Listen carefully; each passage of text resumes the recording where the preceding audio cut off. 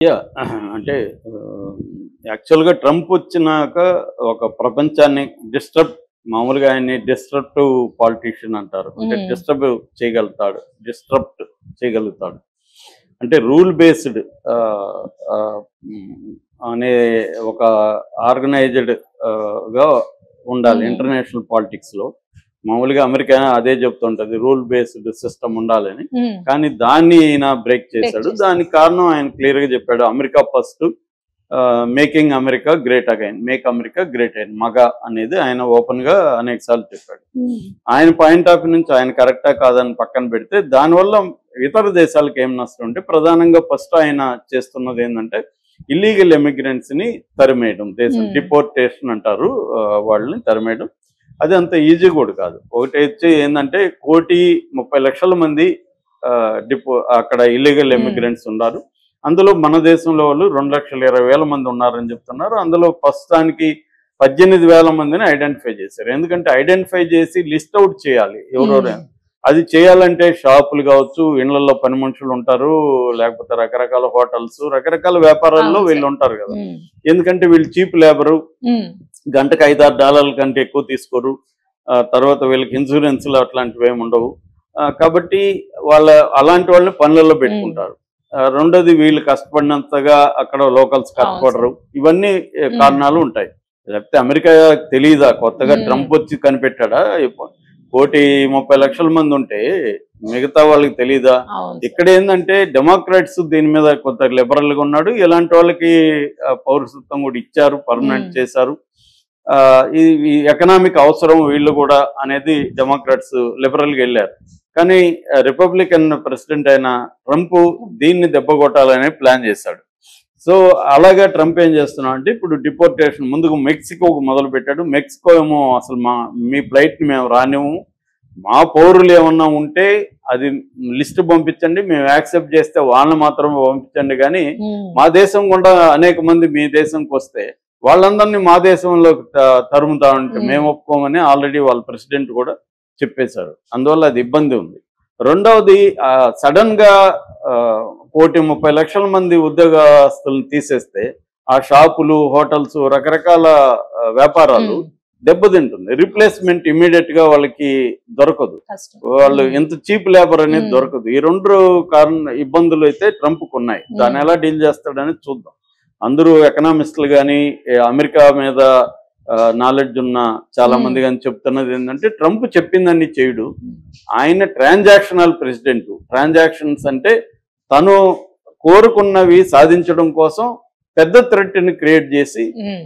తను కోరుకున్నది లాగుతాడు. నీకిప్పుడు పెద్ద థ్రెట్‌ని క్రియేట్ హ్మ్. చేస్తే, నీకు ఉద్యోగం పోతుందన్న ఒక థ్రెట్ క్రియేట్ చేస్తే, మీరేం చేస్తారు? సార్ మీరు రోజుకి అవును. నేను ఇంకొక గంట ఎక్కువ పని హ్మ్. చేస్తాను సార్ అంటారు. నా అవును సార్. ఉద్దేశం గంట ఎక్కువ పని హ్మ్. చేయించుకోవడమే. కానీ అది చెప్తే ఫస్ట్ వినరు కాబట్టి, హ్మ్. మీ ఉద్యోగానికే ఇసురొస్తదన్నట్టుగా నేను హ్మ్. థ్రెట్ ఇస్తా. హ్మ్. ఇది ట్రంప్ స్ట్రాటజీ. ఆయన వ్యాపారాల్లో కూడా ఇదే స్ట్రాటజీ చేశాడనేది ఆయన ఎక్స్‌పర్ట్‌లు చెప్తున్నారు. హ్మ్. అందువల్ల పెద్దగా భయపడాల్సిన ట్రంపు ఓకే. అంటే ఆయన అదేదో అంటారు కదా! Bark is stronger than bite అని హ్మ్. ఇంగ్లీష్‌లో. హ్మ్. అంటే మురుగుడు మురిగే అవును. కుక్క కరవదు కరవదు. అవును అన్నట్టుగా సార్. హ్మ్. ట్రంప్ ఎక్కువ మురుగుతాడు గానీ కరిసేది తక్కువ హ్మ్. అని. ఆ రకంగా చెప్తున్నారు గానీ అదొక ప్రాబ్లమ్. మనకైతే 18,000 మందిని తీసుకురమ్మన్నారు. ఇండియా కూడా ఓకే. మాకేం ప్రాబ్లమ్ లేదు. 18,000 వస్తే హ్మ్. ఇండియాలో కూడా జాబ్స్ ఉన్నాయి ఇవాళ. కాకపోతే అక్కడ కొంత మెరుగైన ఇది ఉంటది. కానీ ఇప్పుడు వాళ్ళ ఖర్చుతో ఇండియాలోకి దింపితే ఓకే. అన్నట్టుగా ఇండియా కూడా హ్మ్. రెడీగా ఉంది. జయశంకర్ ఆల్రెడీ చెప్పాడు కూడా. కాబట్టి 18,000 వెనక్కొస్తే మనకేమి ఇండియా ప్రాబ్లమ్. హ్మ్. కాకపోతే ఇప్పుడు ఇంకొక ప్రాబ్లమ్ 2 రకాల ప్రాబ్లమ్స్ ఇండియాకి అక్కడ రాబోతుంది. ఒకటొచ్చి అంటే పుట్టుకతో సిటిజన్‌షిప్ వచ్చేదాన్ని ఆయన హ్మ్. క్యాన్సిల్ చేశాడు. కాకపోతే దాన్ని కూడా ఇప్పుడు కోర్టులు ఆపుతున్నాయి అక్కడ. 22 ఆ! రాష్ట్రాల్లో దాని మీద కేసులేశారు. కొన్ని కోర్టులు ఆల్రెడీ ఆపేశాయి. హ్మ్. కాబట్టి అదేందంటే రాజ్యాంగం 1868లో ఆ చట్టం చేశారు. తర్వాత ఆహ్, 14th అమెండ్మెంట్ ఉంది. హ్మ్. దాన్నంతా మళ్ళీ మార్చాలంటే అది పెద్ద తతంగం. అంత ఈజీ అయితే కాదు. ఈ లోపల ఏం జరుగుతుందనేది చూడాలి. హ్మ్. ఒకవేళ అది గాని వస్తే మనోళ్ళకి చాలా మందికి ఇబ్బంది.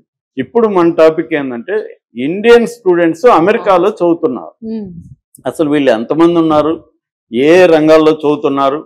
వీళ్ళకి అక్కడ ఇబ్బందులు ఏంటి? అసలు ఎందుకు ఇండియాలో మంచి ఎడ్యుకేషన్ హ్మ్. సిస్టమ్ లేదా? ఎందుకు వెళ్తున్నారు, ఈ విషయాలు మనం మాట్లాడుకున్నాం. Okay sir. ప్రధానంగా మనకు ఓపెన్ డోర్స్ అనే ఒక సంస్థ ఉంటుంది.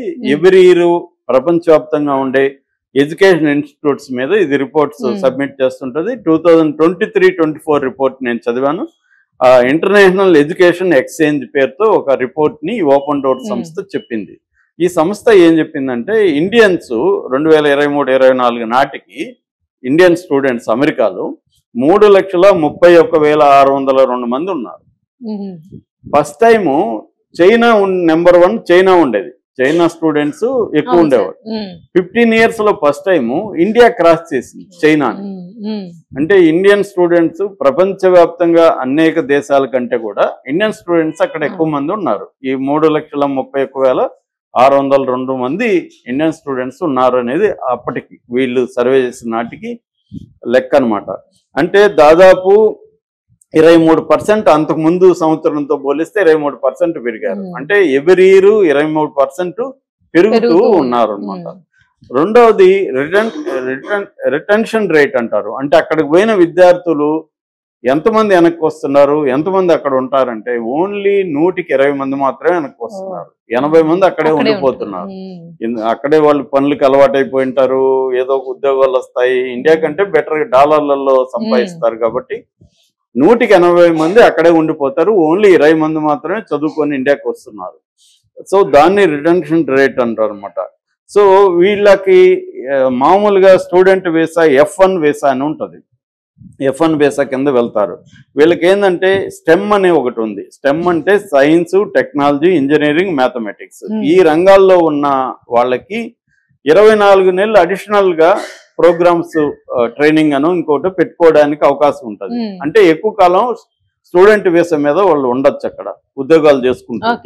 అట్లాగే ఓపీటీ అని ఇంకో ప్రోగ్రామ్ ఉంటుంది,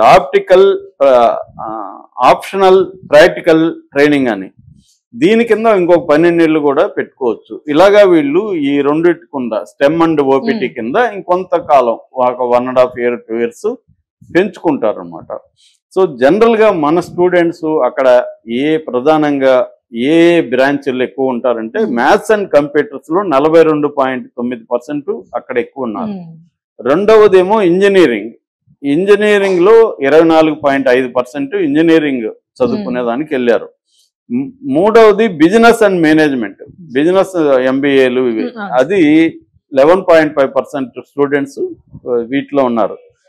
5.4% మాత్రమే ఫిజికల్ అండ్ లైఫ్ సైన్సెస్ అంటే మెడిసిన్ ఇట్లాంటివి చదువుకునే వాళ్ళు ఓన్లీ 5% ఉన్నారు. అంటే ప్రధానంగా మ్యాథ్స్, కంప్యూటర్స్ దీంట్లో ఎక్కువ ఉన్నారు. అలాంటి వాళ్ళే ఎక్కువగా అక్కడ వెళ్తున్నారు. ఎందుకు వెళ్తున్నారు అనే దానికి ఫస్ట్ కారణం ఇండియాలో హయ్యర్ ఎడ్యుకేషనల్ ఇన్స్టిట్యూట్స్ తక్కువ ఉన్నాయి.